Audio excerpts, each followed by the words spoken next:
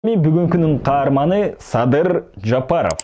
Биринчиден, факт-чеккейжинин изилдөөсүнө ылайык Жапаров коопсуздук кызматынын өкүлдөрүн үгүт иштерине колдонууда, а бул административдик ресурсту пайдалануу болуп эсептелет. Экинчиден, ал үгүт иштерине 43 миллион 720 миң сом короткон.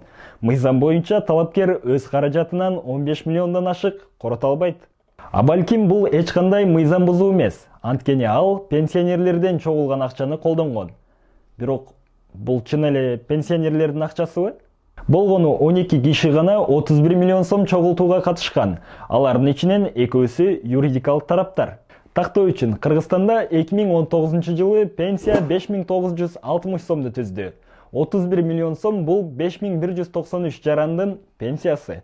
Ар бир пенсионер бул каражатты чогултуу үчүн 30 жыл чогултушу керек. Үчүнчүдөн, Жапаров кандайдыр бир себептерден улам азырга чейин мамлекеттик резиденцияда жашап келет. Бул таң калыштуу. Бирок ал ыйгарым укуктарын эч ак эле өткөрүп берген. Учурда президент эмес.